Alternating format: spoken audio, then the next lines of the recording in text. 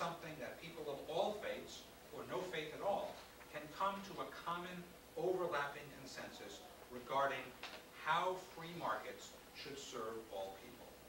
Hopefully, this is a challenge that can be taken up by many people, because I think at base, all people want to see worldwide integral development.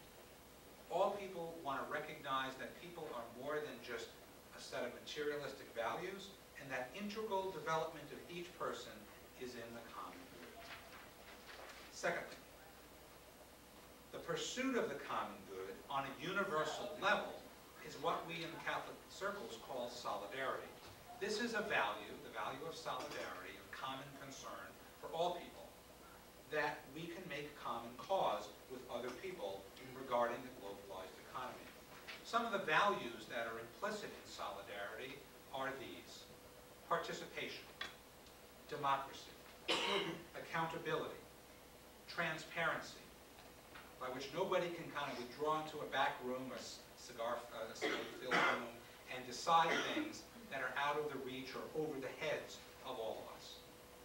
One of the great values that is surfacing in the NGO community around the world, especially in the World Social Forum, it's a series of meetings that's been held in places like Porto Alegre, Brazil.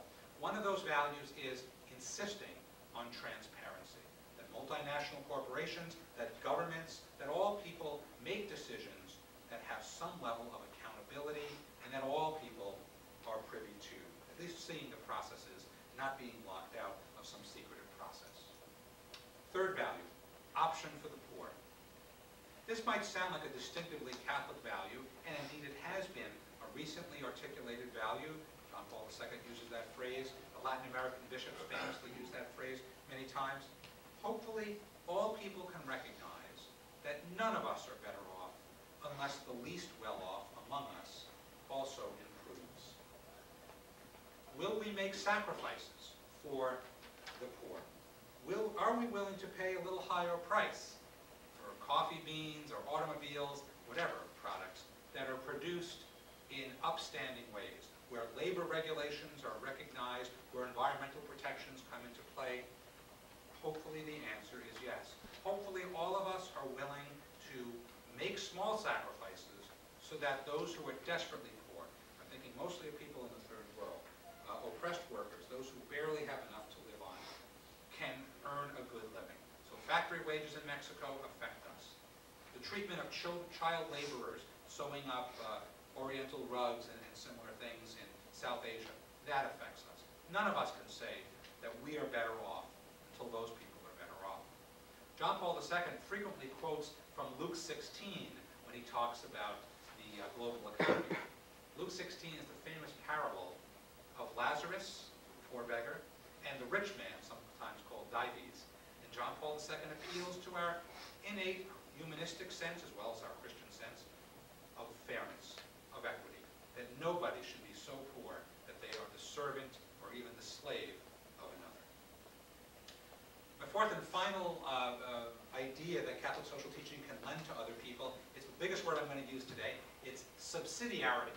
Subsidiarity is a Catholic social teaching principle, and it simply says this: social arrangements should be made at the appropriate level. There are some tasks that society needs to do at the highest levels. Organizing defense of a country probably should happen on the national level, not locally. Organizing an interstate highway system, that's something that has to happen at the highest levels.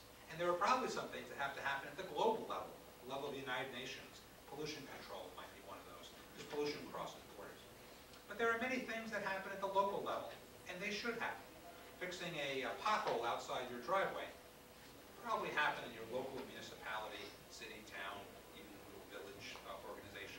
Many things don't have to happen through government at all. They can happen through private voluntary organizations.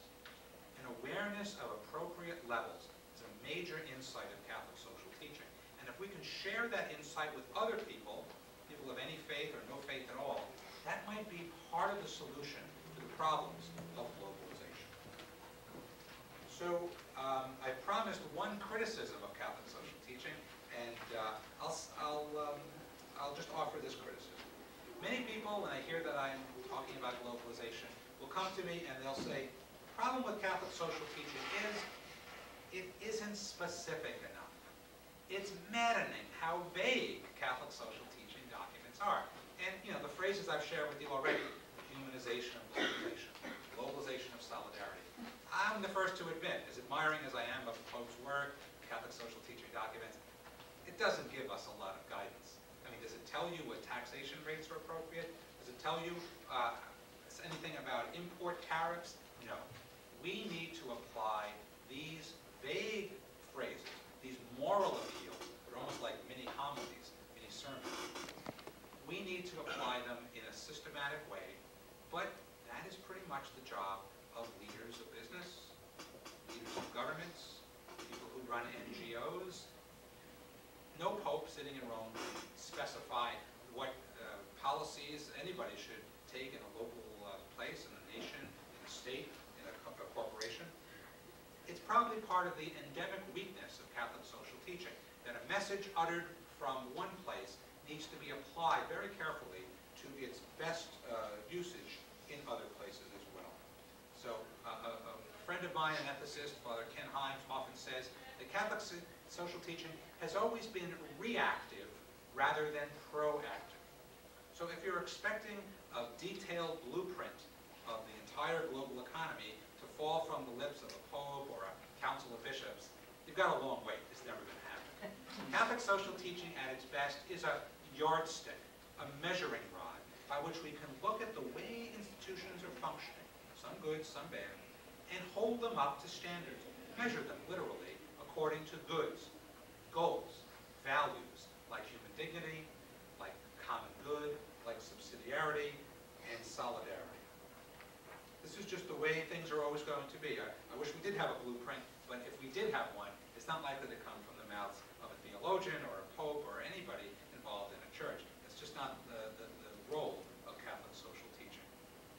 So let me close now with a prediction. I'm always wrong when I make predictions. Okay? I started rooting for the Red Sox in about 1975, and every year I said, this could be the year we win the World Series. Well, it took 30 years, but I was right eventually. I got out of the sports prediction business already. But let me make this prediction about Catholic social teaching and its future regarding globalization. I do predict that before too long, we will have a fuller treatment of the pluses and minuses of globalization in the tradition of Catholic social teaching. Perhaps there will be a papal encyclical. You know, for the last 40 years, until the last few years, we used to have papal encyclicals on social issues every 3, 4, or 5 years. In the 60s, there were about 6 of them. There were 3 or 4 in the 70s. There were a bunch between 65 and 91. There would seem to be almost every year. The last major papal encyclical on social issues was in the year 1991. So it's been 14 years. If you ask me why, I would simply point to what we already know. We have a frail and aging pope. He's not likely to issue a new major encyclical on globalization. However, I do predict that there will be one, and that the topic will be squarely on the questions that we've talked about today. How can the global economy work for the benefit of all people? How can we structure, tame, and all those other wild animal verbs? How can we get the global economy to work for all people? Not again to kill the free initiative, free enterprise system that we have, relatively free markets and trade, but rather to tame it, to temper it, so that it really does serve the needs of all. And I'll stop there and entertain your questions. There are many, many topics that can be covered, and I'm eager to hear